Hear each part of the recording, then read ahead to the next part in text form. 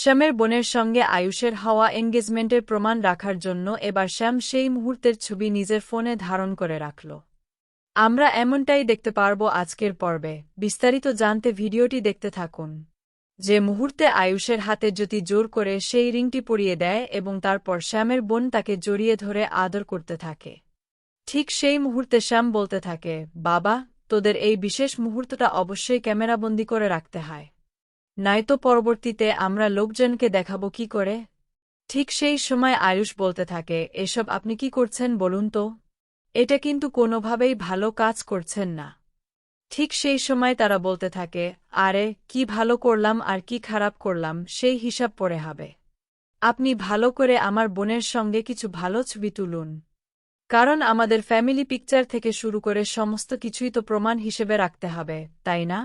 বলা তো যায় না মশাই, আপনি আবার কখনো বেঁকে বসবেন যে আমার বোনের সঙ্গে আপনার এনগেজমেন্টই হয়নি। ঠিক সেই সময় আয়ুষ গাঙ্গুলি বলতে থাকে, আপনি ভুলে যাবেন না আপনি কার সঙ্গে কথা বলছেন। আপনি আয়ুষ গাঙ্গুলিকে এভাবে হুমকির মুখে ঠেলে দিচ্ছেন। আপনি কি মনে করছেন এই এনগেজমেন্টকে সত্যি বলে দাবি করবেন আর এই সমস্ত কিছু প্রমাণ হিসেবে রেখে দিলে সবাই মেনে নেবে? শুনুন, সমাজের মানুষ আপনাদের মতো বোকা নয়।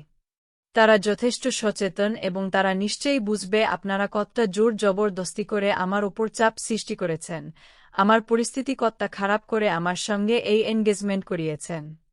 আর এই সমস্ত কিছু করে কি মনে করছেন বলুন তো, যে আমি আপনার বোনকে বিয়ে করে তাকে আমার বাড়িতে নিয়ে চলে যাব? সেরকম কোনোভাবেই হবে না। তখন শ্যাম বলতে থাকে, আপনাকে এত সহজে ছাড়া হবে না, কারণ আমার বোনের সঙ্গে একবার আপনার এনগেজমেন্ট হয়ে গেছে।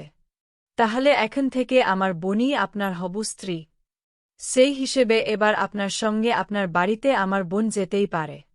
এতে আর কোনো আপত্তি থাকার কথা নয়, তাই না? আমার বোনের সঙ্গে আপনি না চাইলেও একটা সম্পর্ক তৈরি হয়ে গেছে। ঠিক সেই সময় এসব কথা চলার মাঝেই আয়ুষ ধাক্কা দিয়ে সেখান থেকে কোনোমতে বেরিয়ে আসে এবং প্রাণপণে সেখান থেকে বেঁচে ফিরে যায়। ঠিক তারপর মুহূর্তেই কুসুম আয়ুষকে ফোন করে। ঠিক সেই সময় কুসুম বলতে থাকে, আপনি কোথায় ছিলেন বলুন তো? সেই কখন থেকে আমি আপনাকে ফোন করছিলাম। কেন জানি না, আমার মনটা খুব খিচখিচ করছিল।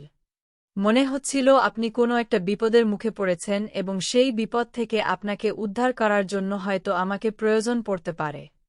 বলুন তো কি হয়েছে? ঠিক সেই সময় আয়ুষ মনে মনে ভাবে, না, শুধুমাত্র আমাদের বিয়ে হয়েছে বলেই কুসুম আমাকে নিয়ে যথেষ্ট চিন্তা করে। এর মাঝখানে যদি ও পাগল হয়ে ওঠে বা আমি কোনো কিছু বলে ফেলি, তাহলে ও আবার টেনশন করা শুরু করে দেবে, মাথা ঘামাতে থাকবে। এদিকে এমনিতেই অনেক জটিলতা তৈরি হয়েছে। আর কোনো রকম অশান্তি কুসুমের জীবনে আনতে চাই না। যদি ব্যাপারটা আমি আর ঈশান মিলে সমাধান করে দিতে পারি, তাহলে সেটাই ভালো হবে। সেই সময় আয়ুষ বলতে থাকে, না কুসুম, তোমার মনের ভুল ছাড়া আর কিছুই নয়। তেমন কোনো বিষয় না, তুমি একদম টেনশন করো না। ঠিক সেই সময় আয়ুষ বাড়ি ফিরে আসামাত্রই ঈশানের কাছে গিয়ে বলতে থাকে, সর্বনাশ হয়ে গেছে, তুই জানিস না, আমাকে যে লোকটা বাঁচিয়েছিল সেই সাইটে যখন আমি গিয়েছিলাম সেখানে তার নাম ছিল স্যাম। আর স্যাম রীতিমতো অনেক অনুরোধ করেছিল তার বোনের সঙ্গে দেখা করার জন্য।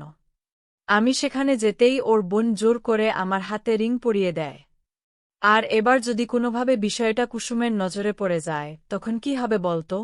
আমার মাথা একেবারে কাজ করা বন্ধ করে দিয়েছে।